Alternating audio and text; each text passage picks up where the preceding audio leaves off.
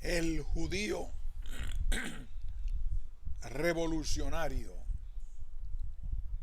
un binomio que atravesó el Atlántico, un ensayo de Adriana Hernández Gómez de Molina, Colegio Universitario San Jerónimo de La Habana, Universidad de La Habana, Cuba. Resumen: una amalgama de mito y realidad parece respaldar la identificación del binomio judío revolucionario que se expandió por Europa a finales del siglo XIX a partir de los mitos antisemitas de la época. La identificación del judío con el capitalismo explotador por un lado y con el socialismo revolucionario por otro,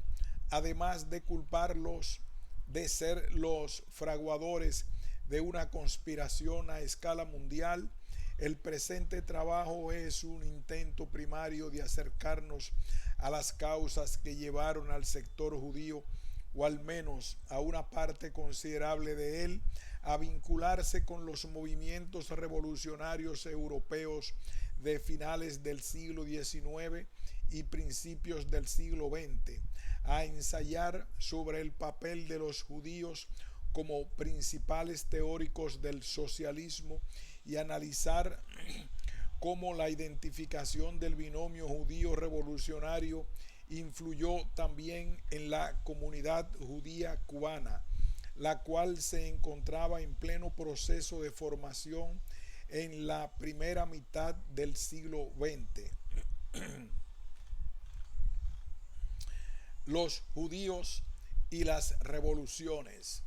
Tradicionalmente los judíos se han visto vinculados al movimiento revolucionario y es un hecho que los principales fundadores del socialismo teórico han sido también judíos. Sin pretender dar una respuesta estrictamente antropológica al respecto,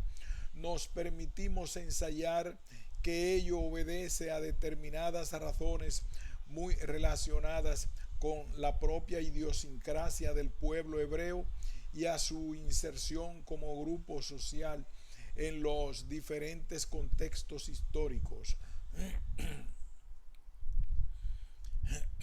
En primer lugar, los judíos poseen una vocación mesiánica fuertemente arraigada en su tradición religiosa. Los orígenes fundacionales del pueblo hebreo se remontan a un pacto teológico y sociológico constitutivo del judaísmo como colectivo humano y como religión a la vez. Por lo tanto, los judíos se consideran a sí mismos el pueblo elegido, llamado a traer al mundo elevadas normas éticas emanadas del respeto monoteísta y la redención universal a través de un Mesías. Si pensamos en el socialismo internacionalista como una suerte de redención universal, pueden entenderse entonces comentarios como los de Edward Bernstein, uno de los principales organizadores de la Segunda Internacional. Cuando el problema judío adquirió una forma aguda durante la guerra, vi en la Internacional Socialista la fuerza liberadora que un día traería la solución. Citado por Friedlander.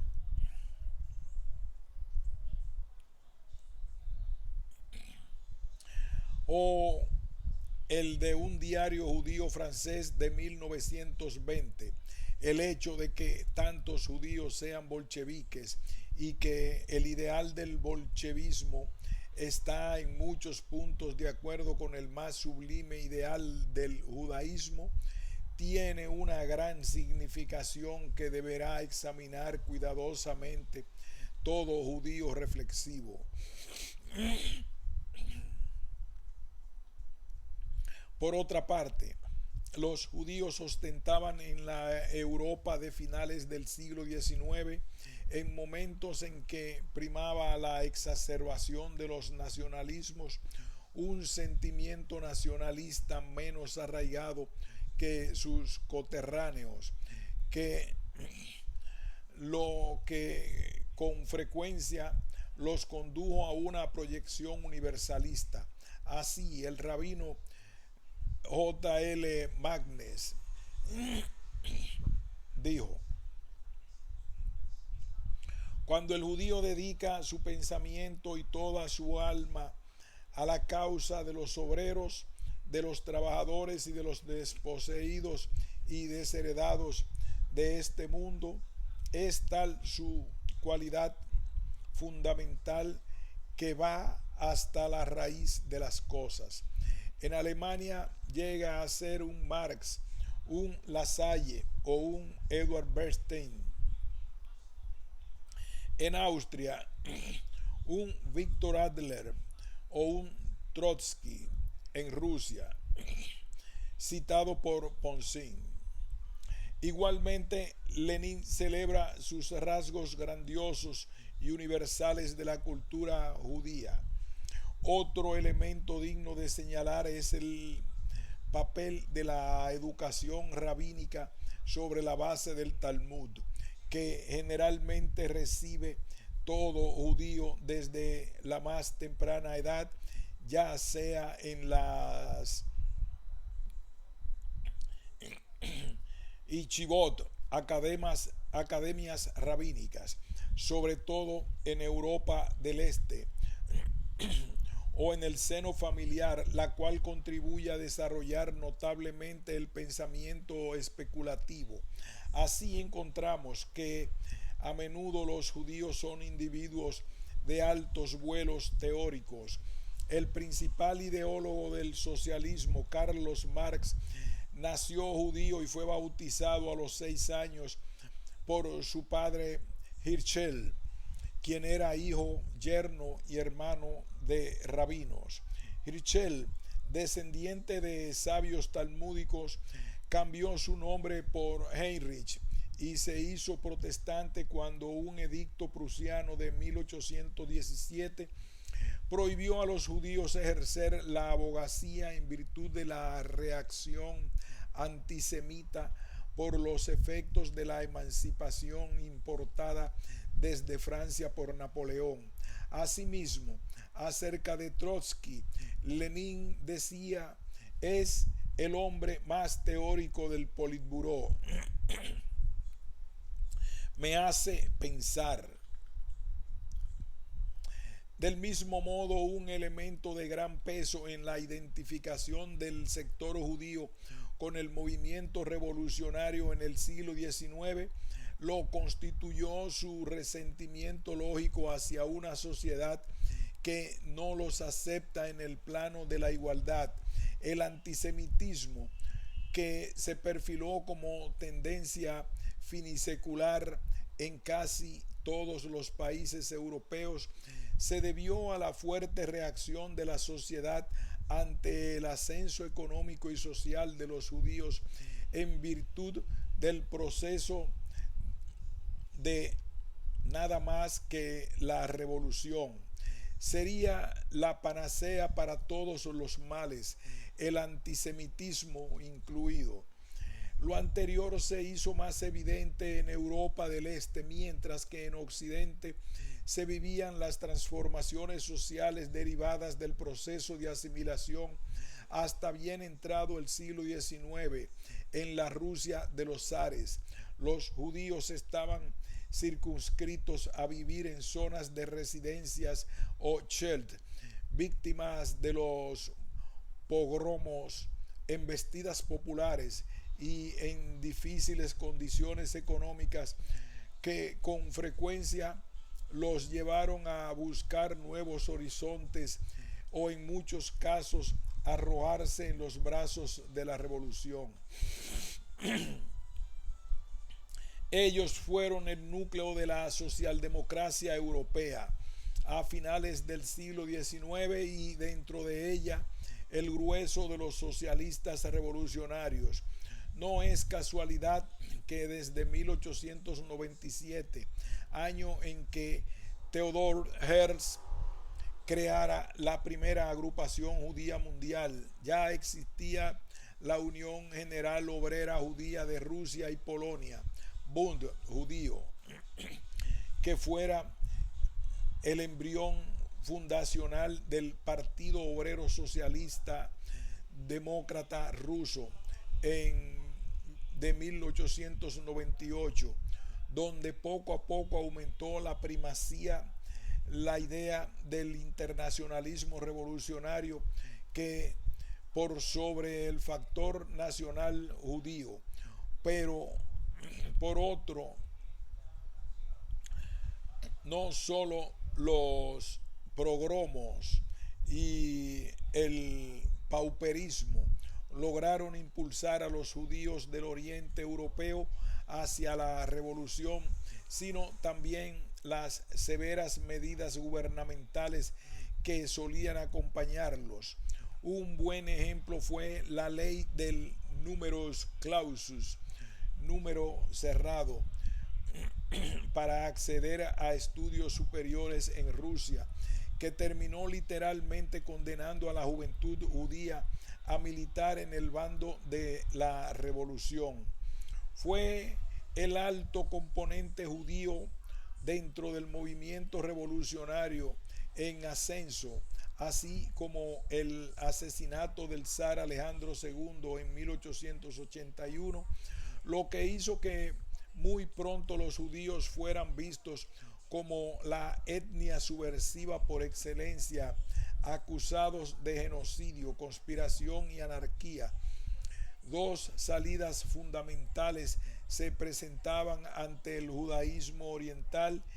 la emigración y el socialismo revolucionario. Esta última fue la opción que adoptó una buena parte de la juventud judía, que decidió antes de emigrar luchar en su propio ambiente y diluir su judaísmo en el internacionalismo socialista. Por otra parte, la preponderancia del elemento judío en el seno del nuevo gobierno soviético a partir de 1917, su papel dentro de los consejos de soldados que desde 1918 organizaron dentro del ejército alemán, así como su influencia dentro del Partido Socialista Independiente, convencieron a millones de europeos de que en realidad se tramaba una conspiración judeo-masónica bolchevique por el dominio mundial al estilo de los protocolos de los sabios de Sion, cuyo baluarte principal era la Rusia bolchevique. La situación se hizo tanto más evidente por el papel de Kurt Eisner,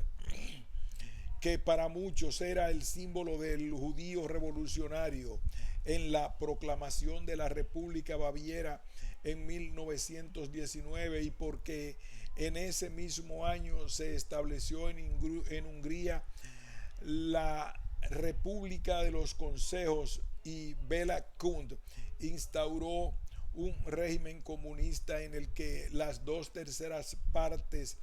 de los comisarios eran judíos. La etiqueta de judío revolucionario fue el precio que tuvieron que pagar muchas comunidades en la Rusia soviética durante la guerra civil, y aunque la base objetiva para la cuestión judía se esfumó después de 1945 al desaparecer con los judíos y respecto a ellos la competencia económica, los problemas de asimilación y o modernización cultural, la dialéctica minoría-mayoría y las diferencias religiosas, otra supuesta base para el antisemitismo contemporáneo, se propició en Europa del Este, tras el colapso del socialismo, el rol prominente de los judíos en los regímenes socialistas nacionales al estilo soviético, tema que aún perdura en las sociedades postcomunistas en Europa del Este, donde los judíos son asociados tanto con los horrores del comunismo como con el capitalismo neoliberal. El binomio judío revolucionario atraviesa el Atlántico. La comunidad judía cubana experimentó un notable crecimiento después de la Primera Guerra Mundial, cuando el grueso de sus efectivos provino de judíos askenazis en Alemania Ashkenaz, emigrados de Europa Oriental, fundamentalmente de Polonia, Lituania y Rusia, que en Cuba eran conocidos como polacos, independientemente de su lugar de origen. Entre estos se encontraban numerosos individuos de formación socialista y claramente marxista. La influencia de los llamados polacos en la expansión del comunismo en Cuba. La llegada de los polacos entre 1920 y 1930 hizo de este periodo el de mayor inmigración hebrea en la historia de Cuba, aunque la mayoría de los que arribaron lo hicieron porque vieron en la isla la vía más expedita para transitar hacia Estados Unidos. Muchos se vieron obligados a permanecer en ella, afectados por las restricciones migratorias norteamericanas de 1921 y 1924, ley de cuotas. No obstante, buena parte de ellos pudieron, por su espíritu emprendedor y laboriosidad, ascender a posiciones económicas dentro de la clase media. Otro sector muy importante se destacó por una motivación vital diametralmente opuesta: la transformación social. Como señala la historiadora Maritza Corrales, tanto por su número como por su composición religiosa y política, la inmigración polaca acabó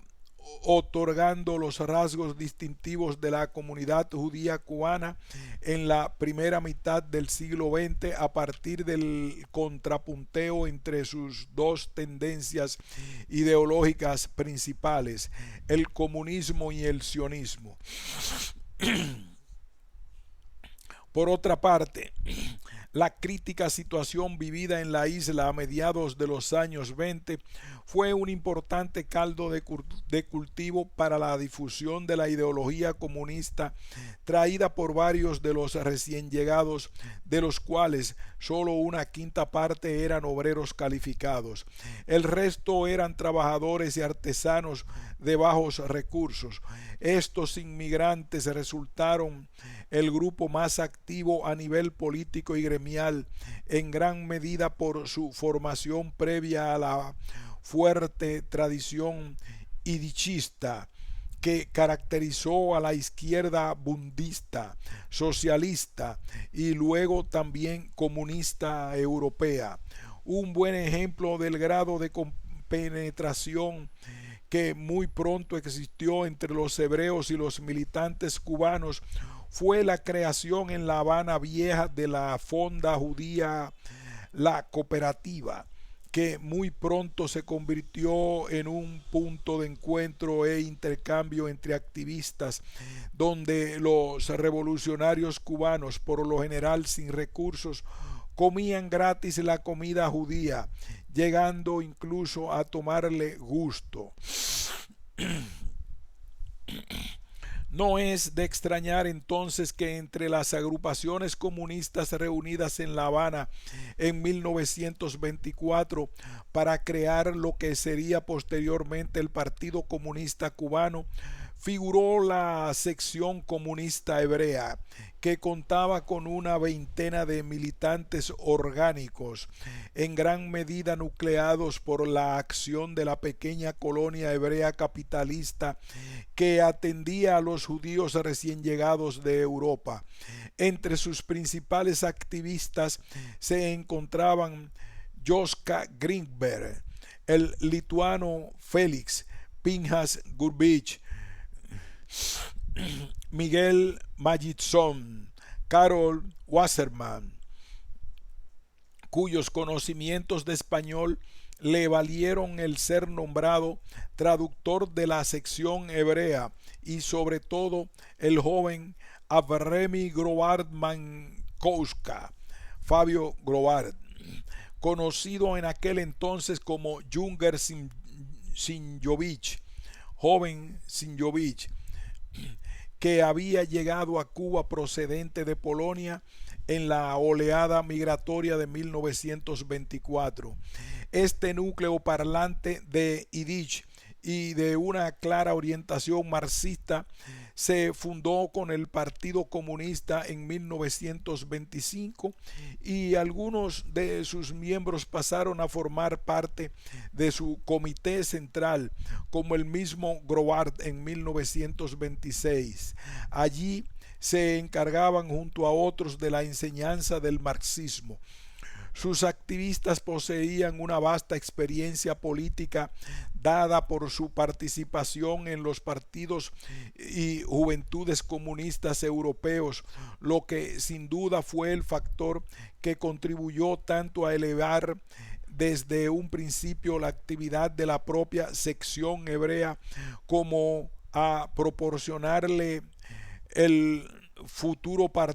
al futuro partido una importante red de contactos con sus homólogos de los países de Europa,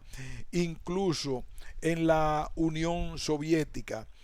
En las reuniones del recién creado Partido Cubano se trató el tema del desempleo que afectaba a muchos inmigrantes hebreos, y el mismo Julio Antonio Mella integró el grupo encargado de ayudarlos a buscar trabajo. Contenido social de la comunidad hebrea cubana en la primera mitad del siglo XX. Una nueva institucionalidad y específicos puntos de agrupamiento terminaron de zanjar las diferencias sociales entre la comunidad judía habanera. Desde ahí, a partir de la dicotomía entre las mencionadas posturas comunista y sionista, se fueron estructurando las principales instituciones akenazis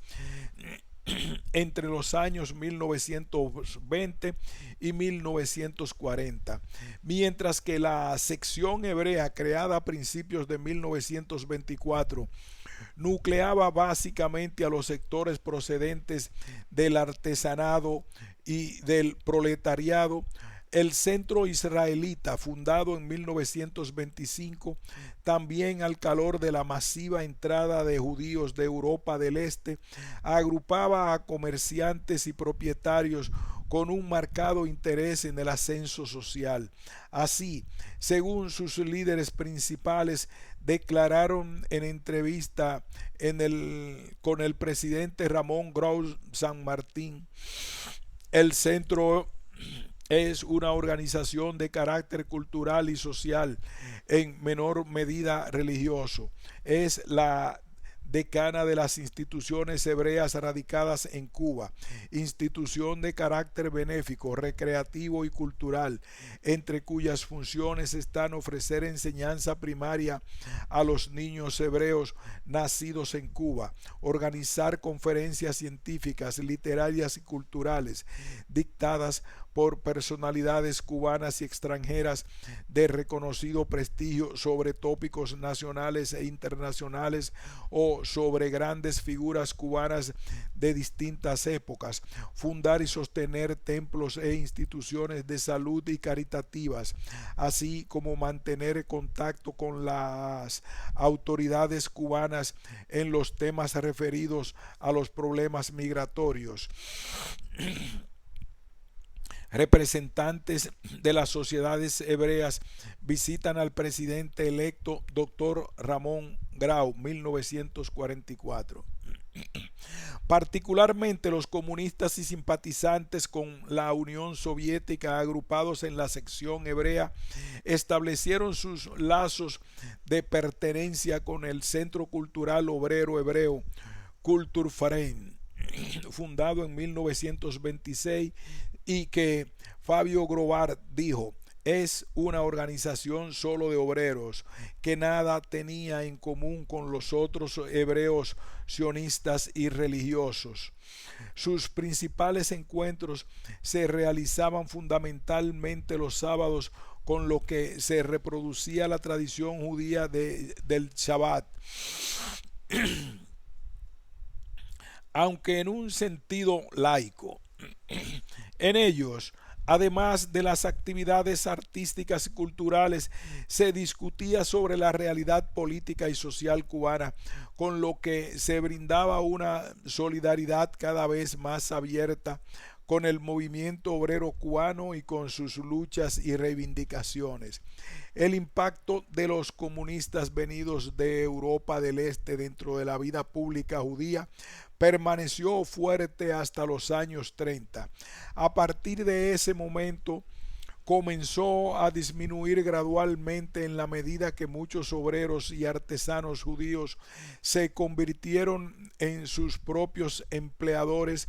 y tendieron a mudarse a otras organizaciones akenazis dentro de la comunidad, como el Centro Israelita, que poco antes había calificado de reaccionario y burgués. No obstante,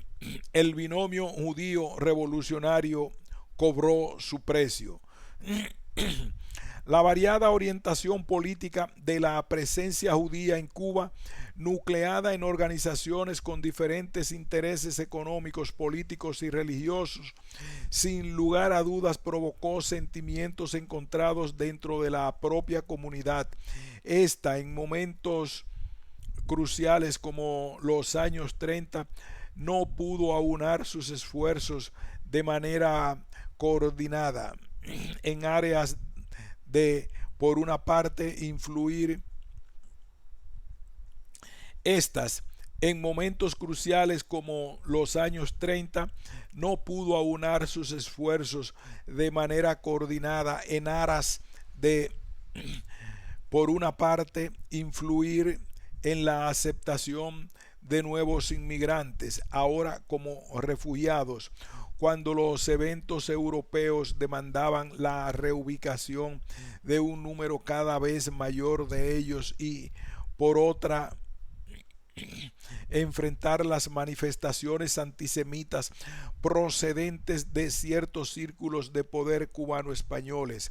conservadores que centraron sus esfuerzos en detener la inmigración judía a través de campañas de prensa nacionalistas con claros visos antisemitas.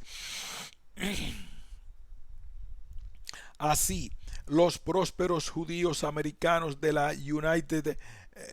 Hebrew Congregation negaron el apoyo al Centro Israelita Cubano cuando en 1937, a falta de una organización identitaria para estos fines, este tomó la iniciativa de representar a la comunidad judía en su totalidad en las gestiones para alentar la entrada de refugiados y combatir las manifestaciones del antisemitismo aparecidas en la prensa. Los judíos asimilados en la United Hebrew Congregation no veían en los líderes del centro israelita más que sindicalistas y comunistas hablantes yiddish venidos de Europa del Este, por lo que decidieron mandar a su propio representante a hablar con Batista en un esfuerzo aislado que por demás resultó infructuoso. La necesidad imperiosa de buscar un destino para los refugiados que huían del horror nazi hizo que en 1937, a iniciativa del American Jewish Joint Distribution Committee de Estados Unidos, se creara en La Habana una subsede local, el Comité Judío de Refugiados, cuyo objetivo era atender las necesidades de los refugiados que dejaban a Cuba. Lamentablemente, a pesar de los denodados esfuerzos de su directivo Jacob Brandon, esta organización no logró aunar las energías de todas las organizaciones judías cubanas que por sus antagonismos internos no se comprometieron por igual con este propósito. Todo cuanto pudo hacer el Comité Judío de Refugiados fue trabajar tras el telón y mover influencias dentro del gobierno para lograr la entrada de más refugiados. Este aspecto fue valorado por Eduardo Weinfeld en un artículo publicado en 1940 de la siguiente manera: la vida social y cultural de la colectividad judía está en un nivel bajo en comparación con otras comunidades de América Latina. Hay sociedades de todo género dentro, sociales, culturales, religiosas, benéficas, pero ninguna de ellas es representativa del judaísmo habanero, con marcados antagonismos políticos, sin prestigio y prácticamente sin miembros activos fuera de sus comisiones directivas. La vida social judía en La Habana tiene un aspecto caótico. Fin de este ensayo.